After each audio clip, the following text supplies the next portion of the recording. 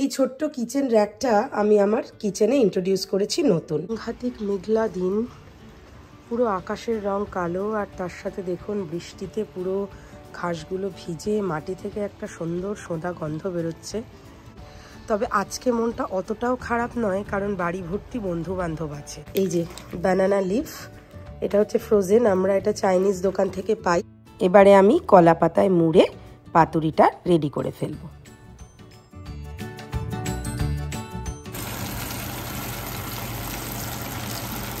অফিসে থাকতাম, বেড়াতে যেতাম,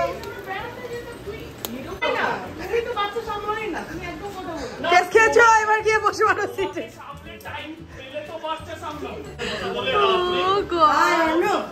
নে ফিডব্যাকটা শুনলি, এবার ওটার উপরে কাজ করবি তো।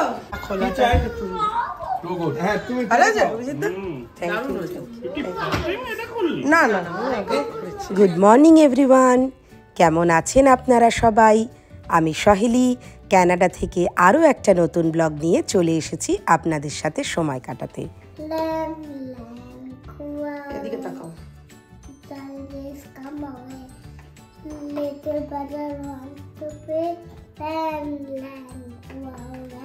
কি সং হলো? Rain rain go away, little brother wants to play, rain rain go away.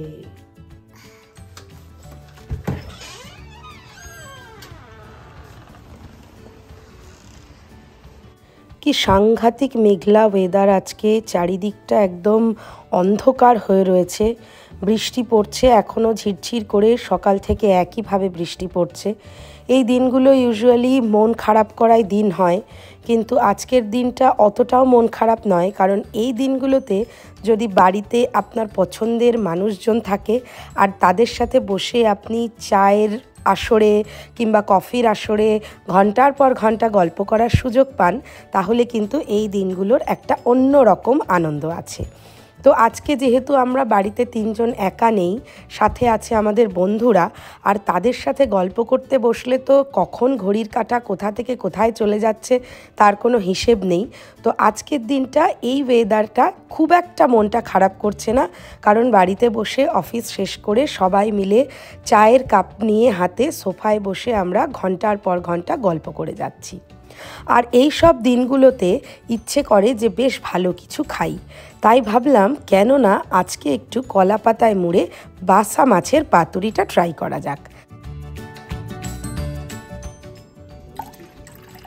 তো বিকেলবেলা কাজ শেষ করে এখন আমরা একটু চা খাবো, চা খেয়ে শুরু করব পাতুরির প্রস্তুতি। কিচেন র্যাকটা আমি আমার কিচেনে ইন্ট্রোডিউস করেছি নতুন। তো হাতের কাছে যে জিনিসগুলো চট করে খুব দরকার হয়, সেগুলো যদি এইভাবে সাজিয়ে রাখা যায় তাহলে সেটা কিন্তু খুবই হেল্পফুল হয়। তাই জন্য আমি নিচে এই ছোট্ট একটা 3টে মশলার একটা দানি কিনেছি, সেটা আমি অ্যামাজন থেকে কিনেছি, ভীষণ হেল্পফুল। এগুলো হচ্ছে উডেন লিড, আর সাথে রয়েছে হলো এরকম উডেন স্পুন। তো এগুলো আপনি স্মুদি বা সকালবেলা ওটস এগুলো ভিজিয়ে রাখার জন্য এটা একটা ভালো জিনিস, বাট আমি এগুলোকে এরকম স্পাইসদানি হিসাবে ইউজ করছি।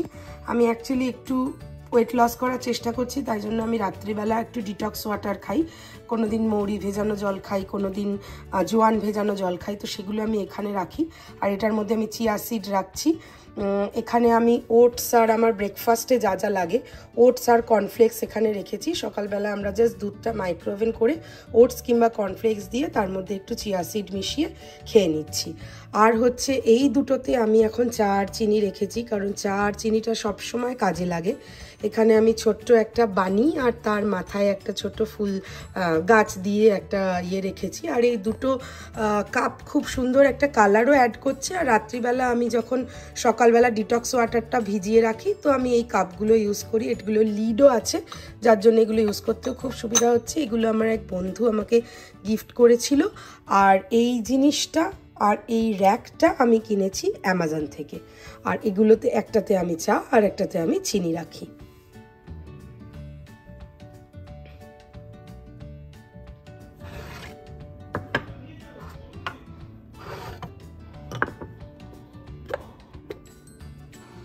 আমার কাছে এইরকম ফিশ ফিলেগুলো ছিল, তা আমি এগুলোকে একটু ছোট ছোট করে কেটে নেব।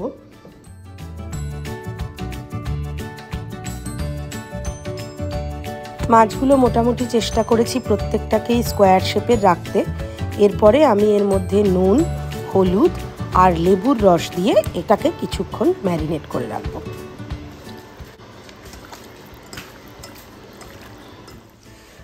আমাদের এখানে ফ্রোজেন কলাপাতা কিনতে পাওয়া যায়। আমি একদম ডিপ ফ্রিজ থেকে বার করছি। ফ্রিজ আমার একদম ভর্তি, কোথায় কি রাখবো বুঝতে পারছি না, এইরকম অবস্থা। বাড়িতে একটু লোকজন এলে যা হয়, এখানে তো রোজ রোজ বাজারে যাওয়া হয় না, তো একবারে বাজারে গেলে সেখান থেকে সব কিনে রাখা হয়। তো আমার কাছে এই যে ব্যানানা লিফের এরকম ফ্রোজেন একটা প্যাকেট আছে। এই যে ব্যানানা লিফ, এটা হচ্ছে ফ্রোজেন, আমরা এটা চাইনিজ দোকান থেকে পাই। এই ফ্রোজেন লিফগুলোকে আমি আস্তে আস্তে করে ভেতর থেকে এইভাবে খুলে খুবই হালকা হাতে, মানে প্রথমত আমি কাঁচি দিয়ে এটাকে একটা স্কোয়ার মতন শেপ করে নেব। পরে আমি এটাকে খুব হালকা হাতে এটাকে খুলবো। মানে অনেক পাতাই এখানে ছিঁড়ে যায়, বাট আমাদের কিছু করার নেই, এভাবেই এটা ইউজ করতে হয়। বাট অ্যাটলিস্ট পাওয়া তো যায়। এরকম বইয়ের মতন আমি খুলে নিলাম। এইবারে এই ফ্রোজেন পাতাগুলোকে এই যে এইভাবে খুলে খুলে চলে আসছে। এইভাবে আমি এখানে মোটামুটি গোটা 12-14টা শিট আমি এখানে জোগাড় করে নিয়েছি।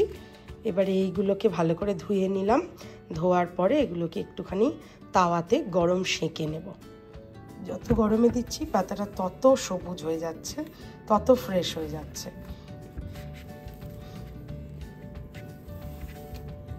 লুক এট দিস, দেখে মনেই হচ্ছে না যেটা ফ্রোজেন পাতা, মনে হচ্ছে একদম টাটকা কলা পাতা এক্ষুনি গাছ থেকে পেরে নেওয়া হলো।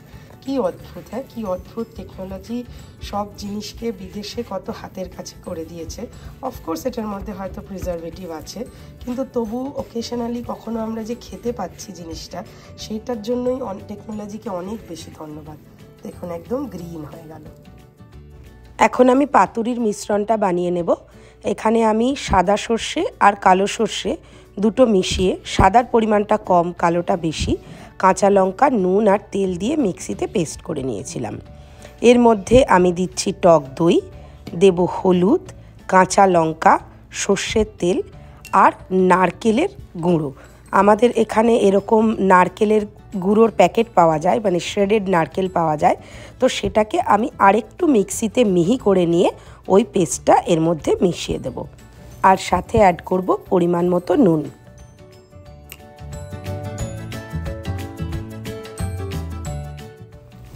মিক্সচারটা একদম রেডি হয়ে গেছে। আধ ঘন্টা আগে ম্যারিনেট করা মাছগুলো এবারে আমি এর মধ্যে দিয়ে এর গায়ে ভালো করে সর্ষে লাগিয়ে সেটা কলা পাতার ওপরে দেব।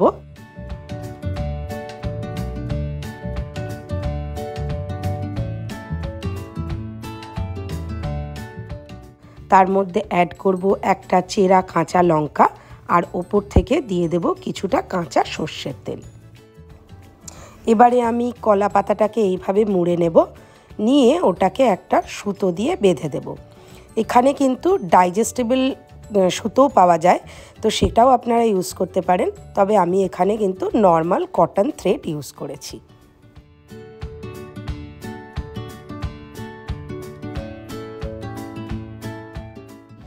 সব পাতুরিগুলো আমি এখানে রেডি করে নিয়েছি। কিছু এখানে রাখলাম, কিছু এখানে রাখলাম। গরম গরম ভাত করব, তখন অল্প তেলের মধ্যে এগুলোকে একটু সেঁকে হাতে করব হলো ইলিশ মাছের ডিম ভাজা। তার সঙ্গে তেলের মধ্যে একদম ডিমগুলোকে ভাজবো, একটু লঙ্কার গুঁড়ো, নুন আর হলুদ দিয়ে মুচমুচে করে, আর তার সঙ্গে হবে গরম ভাত। আজকে আমাদের এটাই মেনু। যবে থেকে চকর রায়দিদি আসবে শুনেছে, তখন থেকে চকর ইচ্ছা যে ওর ফ্রেন্ডদের সাথে ও রায়দিদিকে ইন্ট্রোডিউস করাবে। আজকে সন্ধ্যের আড্ডাটা কিন্তু সেই কারণেই। তো চকো ওর ফ্রেন্ড দিদিয়া আর আহানকে ডেকে নিয়েছে। চকর আরেক বন্ধু এখন আবার ইন্ডিয়া গেছে, তাই জন্য সে আসতে পারেনি, বাট বাকি বন্ধুদের ও রায়দিদির সাথে ইন্ট্রোডিউস করাবে, সেই জন্যই আজকের পার্টিটা। তো চকো এই বাচ্চাদের সাথে অনেক দিন পরে মিট হয়েছে, তো প্রচণ্ড এক্সাইটেড, মানে ওদের পেছন ছাড়ছেই না। আর রাই আর অর্ণা ওরা দুজন মোটামুটি সমবয়সী, তাই জন্য অর্ণাও এই ছোট ভাই বোনদের ছেড়ে একটা বড় বন্ধু পেয়ে খুব খুশি হয়েছে। কি খাচ্ছিস? Hash brown. তুমি কি এটা লাইক করেছো? এখন স্ন্যাকিং চলছে, এরপরে আবার তারা দাবি করেছে ওরা নাকি আজ পিৎজা পার্টি করবে, তাই জন্য পিৎজা চলে এসেছে। কেউ ভেজিটেবল পিৎজা খায়, কেউ চিজ পিৎজা খায়, তাই ডমিনোস থেকে half veggie and half cheese pizza নেওয়া হয়েছে। নাও ব্লুটা নাও, নাও ব্লুটা ব্লুটা ব্লুটা, আচ্ছা নাও ইয়েলোটা নাও। বাবারে এটা খাবে না এত বড়টা, তুই এটা খা। আচ্ছা ইয়েলোটা ইয়েলোটা জল বেশি খেতে দিস না, জল খাচ্ছে না, খেলেছে দৌড়েছে না, এবার চাও বাইট করো, গরম নেই, ওইটুকু গরম খাওয়া যায়। দেখো আহান খাচ্ছে। হ্যালো পিৎজা, ইয়ামি পিৎজা তারা মাম্মি এখন আমাদের পাতুরি বানাচ্ছে। অফিস করে এসে কত কষ্ট করে করেছে, সবই করেছে, এখন শুধু পাতুরিটা ছাড়ছে। অনেকদিন ব্লগ করি। পাত্রে সর্ষের তেল নিয়ে এইভাবে কলা পাতার পাতুরিগুলো এপিট ওপিট করে ঢাকা দিয়ে 12 মিনিট থেকে 15 মিনিট টোটাল ভাপিয়ে নেব, তারপরে গরম ভাতে এটা পরিবেশন করব। আর একটা ওভেনে বসিয়ে দিলাম ইলিশ মাছের ডিম ভাজা, সেটাও এখন হচ্ছে। কিরম সাংঘাতিক একটু বলো, বলো কিরম টেনশন বাবা হয়েছে। মানে বাচ্চা বাচ্চা এসে দাঁড়িয়ে আছে, আরে ওর পেট ভরে গেছে, খেতেই হবে খেতেই হবে, শৈলীকে কিছু খাওয়াতে হবে। তুই কিছু বুঝিস না, তুই কি খাওয়াছিস, তুই খা এখানে, এসব বললে হয় না। এটাই যেখানেই যা কিন্তু বাচ্চা সামলাই না, তুমি একদম কথা বলো না। খেয়েছো, এবার গিয়ে বসে পড়ো সিটে। তাই করে দেখা, তুমি বসে পারো, তোমার আর মুখ নেই কথা বলার, তুমি বসে পারো। তুমি বরঞ্চ আমাদের ব্লগটা তোলো। ইশি দাদি তুমি কিছু বলতে চাও? How happy you are with Abhijit da? Yes you should be, because দেখো দুটো বাচ্চা টেক কেয়ার করে, অর্ণার পড়াশোনা দেখে, বাড়ি ভ্যাকিউম করে, লন্ড্রি করে।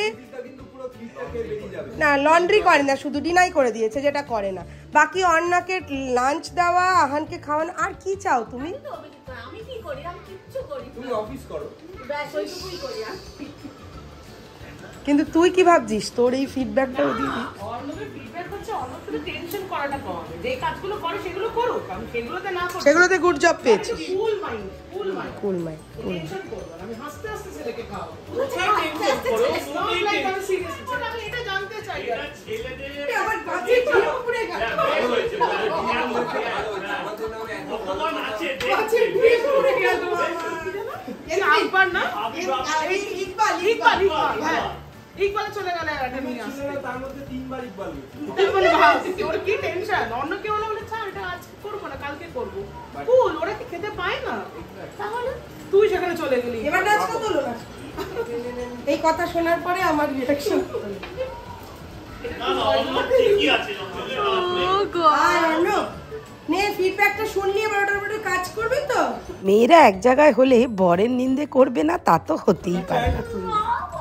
হ্যাঁ তুমি ভালো আছে অভিজিৎ দা? Thank you. এটা করলি না না না খাও খাও সেটা খাও, এবার খাও। যা এদিকে চল, ওদিকে যা, প্লেট নিয়ে যা, যা ওখানে মাঝখানে বস, যা নিয়ে যা নিয়ে যা, মাঝখানে গিয়ে রাখ, রেখে দুজনে মিলে ঠান্ডা লাগার পর এটা পুরো মেডিসিন কাজ করে। খা। কুমারজিৎ না খেয়েই হেভি হয়েছে করলে, সেটা প্রমাণ যে পুরো মাছটা তোমার ধরা রয়েছে। যাক বাবা, পাতুরি আমার হিট, এবারে আমিও গরম ভাতে এটা এনজয় করতে চাই। তাই আজকের ব্লগটা আমি এখানেই শেষ করছি। ভালো থাকবেন আপনারা সকলে। ব্লগটা ভালো লাগলে লাইক কমেন্ট শেয়ার করতে ভুলবেন না। দেখা হচ্ছে আবার পরের ব্লগে, ততক্ষণের জন্য বাই বাই।